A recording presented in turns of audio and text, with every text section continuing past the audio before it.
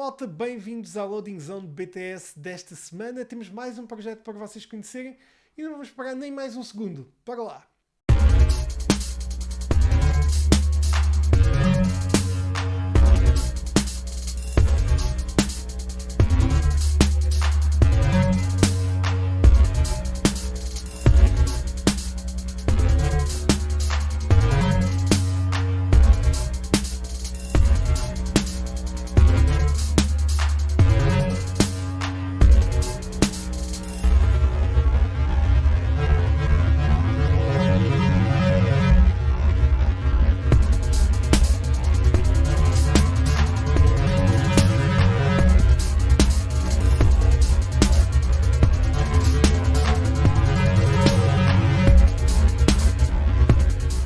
E para falar mesmo de Sofia and the Barbarian, tenho aqui o Nuno Martins. Olá, Nuno. Olá, boa tarde. Tudo bem? Boa tarde, bom dia, boa noite, é mesmo precisamente quando as pessoas estão a ver. Bem-vindo aqui ao nosso Loading Zone do Lisboa Games Week. Obrigado por aceitares o convite. Temos aqui um jogo muito interessante, com um visual muito giro. Antes de passarmos ao jogo, vamos falar um bocadinho sobre ti. Aquela pergunta sempre muito difícil que nós fazemos, que é como é que começou a tua paixão pelos videojogos e depois como é que começaste a transformar essa paixão em estudos, como é que foi passar isso para começares a estudar mais dentro desta área, em que área é que te formaste? Conta-me um bocadinho sobre ti. Bem, isto acho que esta paixão por criar videojogos começa sempre da mesma maneira. Começa pelo gosto, precisamente numa fase inicial, por jogar, não é? Primeiro, é óbvio, não é? Que gostamos de jogar, queremos experimentar tudo e mais alguma coisa, e depois, claro, que surge aquele bichinho de então, mas agora temos de descobrir como é que isto é feito, e surge depois então a paixão pela criação, não é? Eu sou da área de informática, não é? O meu curso é Engenharia Informática, portanto tem tudo a ver com esta área. Pronto, e é sempre assim que estas coisas começam, não é? Começam por, primeiro, temos vontade de jogar e viciamos um bocado nisso, mas depois queremos evoluir um bocadinho mais e depois surge a parte criativa, surge a parte da imaginação, e descobrir como é que isto tudo funciona e é por aí. E quais são os jogos que te marcaram desde sempre? Desde sempre. Isso é uma pergunta muitíssimo difícil. Muito difícil mesmo. Se calhar jogos nada têm a ver com este que estamos aqui a falar hoje. Claro que não. Enquanto jogador mesmo. Exatamente. Eu sempre fui muito adepto de jogos de estratégia em tempo real, jogos de RPG, exatamente, role-playing games, sempre muito à volta desse tipo de jogos. É claro que na infância, não é? Com sistemas, com MS-DOS por aí fora, claro que sim, era muito jogos de plataformas e se calhar foi aí que começou realmente o início de tudo. Mas depois, noutra fase, claro, era mais jogos de estratégia em tempo real, RPGs e esse estilo. Precisamente. Notámos todos aqui no final do trailer que vimos aqui do jogo e antes mesmo que começámos a falar no jogo, o fluxograma digital. Conta-nos um bocadinho, é o teu projeto pessoal, conta-nos um pouco sobre essa... Pois, digamos que é uma página onde eu tenho alguns projetos que vou desenvolvendo, quer seja na área dos videojogos, quer seja desenvolvimento de aplicações para telemóveis, realidade aumentada, pronto, são projetos, quer dizer, são projetos que eu vou fazendo em part-time, mas pronto, gosto de divulgar os projetos, até porque, pronto, depois acabam por se criar comunidades de colaboração e isso é muito importante. Absolutamente. E super valioso para quem queria ter o feedback das pessoas. Isso é fantástico. Exato. Vamos começar a ver aqui um bocadinho do gameplay deste teu jogo, do Sofia and the Barbarian. Fala-nos um bocadinho então desta ideia, porque é uma ideia de facto muito interessante, que são desenhos de miúdos, se assim podemos dizer. O visual é muito nessa base. Todos nós já vimos estes desenhos, todos nós já os fizemos, e que aqui ganham vida neste jogo. Fala-nos um bocadinho aqui sobre esta ideia. Ora bem, este projeto começou mais ou menos há 1 ano e meio, 2 anos. Pronto.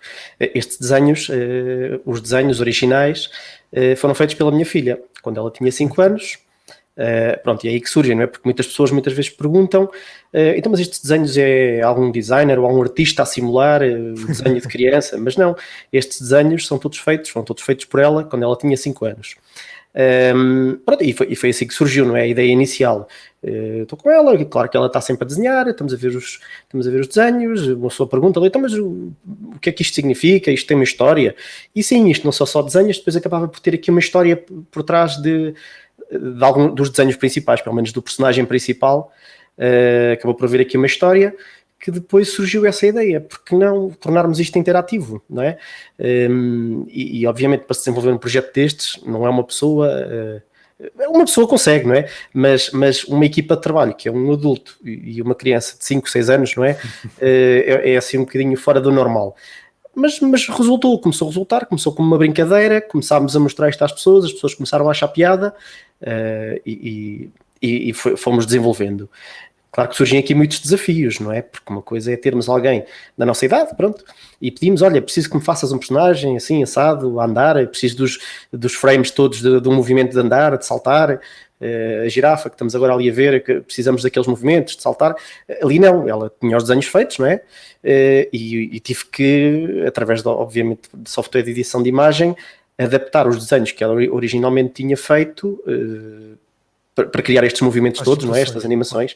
Até porque, como eu costumo dizer às pessoas, mesmo depois, quando eu precisava mesmo de alguma coisa específica, as crianças, quer dizer, trabalham quando lhes apetece, ou quando, não é? Não é exatamente. Pronto, não é quando nós queremos. E a criatividade funciona assim um bocado, e com as crianças mais ainda.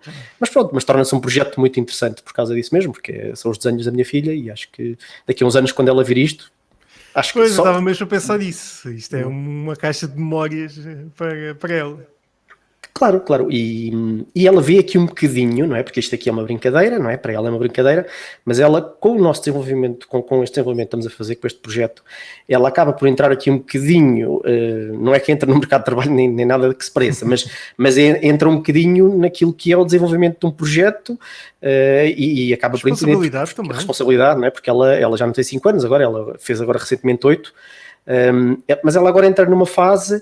Ela agora já não desenha, não é? Porque os desenhos que ela faz atualmente já não me servem, não servem, já não são este estilo, já não servem aqui para o jogo. Mas tenho muitos, obviamente tenho muitos e estou a aproveitá-los, porque isto que vemos aqui ainda é só o primeiro nível, estou a aproveitá-los. Mas agora é bom ela já não ter 5 anos também, porque uma coisa que é muito importante aqui neste jogo, obviamente, que é a comunicação, é a parte do texto e da voz. Os efeitos sonoros também foram feitos por ela, mas o texto vai ser muito importante, porque para já nós temos ali uns balões de fala e aparece aquele texto mais simples, um tipo de letra simples e direto. Eu neste momento tenho implementado os 2 tipos de letra, um tipo de letra mais simples e um escrito à mão. Futuramente o que pretendemos fazer é ela escrever estes diálogos todos, ela obviamente está na 2ª classe, já escreve, não é? Óbvio. E vai ser ela a escrever. Vamos criar um tipo de letra com a escrita dela e vamos implementá-la também aqui. Ou seja, isto é um processo que, apesar dos desenhos serem de quando ela tinha 5 anos, é um processo que não termina e vamos aproveitando algumas etapas da evolução dela também na escola. O jogo vai crescendo com ela, não é? Exatamente, o jogo vai crescendo também com ela e com as aptidões dela e com as capacidades dela. É uma ideia extraordinária, acho mesmo muito chique. E como é que foi? Tu participaste depois nos Novos Talentos FNAC, não é?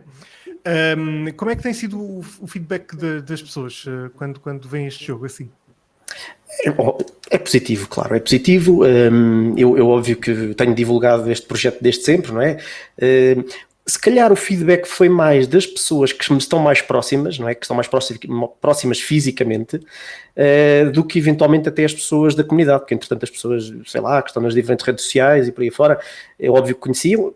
Claro que é importante verem que houve aqui algum tipo de reconhecimento, pronto, mas o feedback tem sido mais, tenho tido mais feedback de outras pessoas que eventualmente mais próximas fisicamente não conheciam tanto este projeto, porque também não estão tanto dentro desta área, nem estão nestas redes sociais e por aí fora, mas tem sido muito interessante e tem sido muito, muito bom este tipo de feedback, este tipo de reconhecimento. Ainda bem, acho que que merece, e é mesmo espetacular. Como já tinha dito, esta ideia, acho muito gira mesmo. Nuno, a nível de videojogos, de certeza vais querer continuar a trabalhar nesta área e desenvolver outro tipo de conteúdos. Como é que vês este mundo aqui que chega em Portugal? Eu nunca gosto muito de chamar indústria, porque ainda não há uma indústria cá em Portugal, mas como é que vês o desenvolvimento? De facto, já há muitas mais coisas cá em Portugal, muitas mais oportunidades a surgir. Como é que vês o mundo aqui a acontecer dos videojogos? Claro que sim, claro que houve uma grande evolução. Nós ali em 2005, 2006 começámos a ver a surgir algumas empresas e começou realmente como se consegue falar em Portugal, esta indústria, pronto, não vamos chamar a indústria, mas pronto, começou a surgir esta questão da criação de empresas para desenvolvimento de videojogos. A comunidade portuguesa começou numa fase se calhar muito embrionária a pensar, a pôr um bocado de parte daquela ideia que videojogos é para crianças, o que foi muito importante, mas na altura pronto, ainda já há uns anos largos, mas neste momento, atualmente, temos muitas empresas, temos grandes comunidades de criador de videojogos, quer seja empresas mesmo, quer seja desenvolvedores independentes. Portanto, temos aqui uma indústria que está para evoluir, não é? Vamos ver, mas eu penso que sim. Absolutamente. Nós queremos acreditar que sim e que isso vai acontecer, que este momento agora estranho em que vivemos possa resultar em algumas coisas também positivas. Vamos ver. Nuno, para finalizar, algum projeto que estejas agora a desenvolver, que queres começar a apresentar um pouco lá para casa? O que é que estás a fazer de momento? Estás dedicado a este jogo? Não, pois, exatamente. Neste momento é assim, óbvio que isto para já é um passatempo, pronto, vamos ver onde é que isto nos leva, mas é um passatempo, é uma coisa part-time, às vezes passo se calhar meses sem mexer, não é? Mas pronto, tenho como meus objetivos agarrar nisto como deve de ser e agora desenvolver este projeto como deve de ser, até porque falta muita coisa, não é? Eu neste momento estou a receber feedback de uma comunidade que tenho, de pessoas que estão a fazer testes, estão-me a dar feedback, obviamente que torna-se mais fácil para mim tendo feedback de outras pessoas, mais ou menos da minha idade é mais importante, claro, a minha filha olha para isto, não diz-me, claro, a nível de história, a nível dessas coisas, claro que sim, que ela dá o seu feedback, mas depois a nível de gameplay e por aí fora, é importante ter uma comunidade que dê algum feedback. Nesta fase estou a corrigir ainda algumas coisas, depois isto não pode ser só um nível, não é? Tem que evoluir, tem que ter vários níveis, tem que ter mais desafios. Como algumas pessoas dizem, e eu concordo, terá que ficar um bocadinho, porque isto não é um jogo para crianças. Muitas vezes perguntam, é os desenhos de crianças, mas não tem que ser um jogo para crianças. E a minha ideia é ter aqui alguns níveis um bocadinho mais dark. Acho que torna-se interessante desenhos de crianças, tentar evoluir aqui para um conteúdo mais adulto, mais dark. Pronto, vamos ver o que é que isto resulta. Mas claro, depois à volta disto há muita coisa, como por exemplo as traduções. Eu tenho traduzido em português, inglês, espanhol, mas quero traduzir em mais línguas, porque essa parte é uma parte que também me interessa muito. Inglês, francês, alemão, árabe, mandarim. Pronto, também não me quero estender muito, mas também é um desafio. Chegar a mais pessoas, claro. Chegar a mais pessoas, não só, sim, óbvio, para chegar a mais pessoas, a gente pensa assim, bem, eu punha isto em inglês e pronto, e ficava descansado. Não, isto não funciona assim. E até o desafio de conseguir fazer isso, de conseguir implementar. Claro que este jogo, a nível de diálogos, não tem muitos diálogos, mas tem os diálogos suficientes para que se torne interessante para quem está a desenvolver, conseguir traduzir e conseguir implementar essa parte das traduções, quer seja escritas, quer seja faladas. Vamos ver onde é que isto nos leva. Esse é um dos objetivos. Depois, a nível de banda sonora, é aquela coisa que vai ser mais complicado, porque nós aqui, quer dizer, eu estou a programar, ela faz as vozes a minha filha faz as vozes e os desenhos, fez, não é? Mas depois a parte da banda sonora vamos ter que recorrer à ajuda externa. É sempre mais difícil. É sempre um bocadinho mais difícil não ter ninguém no grupo, mas pronto, mas é um desafio. Pronto, e temos como objetivo isto não ficar aqui um nível, pronto, temos como objetivo criar mesmo um projeto a sério e lançá-lo, pronto. E depois vamos ver. Claro que eu na minha cabeça tenho aqui outras ideias, mas pronto, mas nada ainda que se possa que se possa divulgar, porque ainda não está nada assim muito Exatamente. concreto, mas a gente quando está a desenvolver um projeto, quer seja na área dos videojogos ou noutra área qualquer, a gente quando está a desenvolver um projeto já está a pensar noutro e já está a ter ideias para outro, e é importante não passarmos para outro e concluirmos este, porque isso acontece muito. Chegamos a meio, temos uma ideia, não, aquilo é que era, e é um projeto que fica ali a meio. Nada. Não, e este tem que ser, este temos que, porque quer a nível profissional, não é, de desafio, mas também a nível pessoal é bastante importante para mim. Absolutamente. Nuno, certeza já foste ao Lisboa Games Week? Alguma vez? Nunca foste? Não, então não. vais este ano pela primeira vez? Estás convidado. Tenho esses planos. De qualquer das formas, reconheces, mesmo as pessoas que nunca foram, reconheces que é dos eventos super importantes existirem este tipo de eventos, não só o Lisboa Games Week, obviamente, mas para as pessoas que estão a desenvolver, para os mais novos, independentemente da idade, que sejam a desenvolver conteúdos para chegarem mais pessoas. Reconheces a importância deste tipo de eventos? Esse tipo de eventos são fundamentais, não é? Porque nós não nos podemos limitar a estarmos aqui sentados atrás de um computador e ver o que é que existe, não é? Porque o canal de YouTube, eu sigo o canal de YouTube, mas não nos podemos limitar a isso, é óbvio que temos que ir, temos que interagir com as pessoas, temos que ver o que é que existe, temos que estar ali no terreno, temos que sentir aquela atmosfera, isso é fundamental, não tem nada a ver, não é? Estarmos aqui a ver no YouTube ou noutra plataforma qualquer. Claro, lá estarás em novembro, de certeza. Nuno, muito obrigado por este bocadinho. Ficamos aqui com o teu projeto, muito engraçado mesmo. Muitos parabéns a ti e à tua filha, principalmente. Acho principalmente à tua filha. Sim. Muito obrigado. Vamos ficar aqui com o trailer novamente aqui de Sofia and the Barbarian.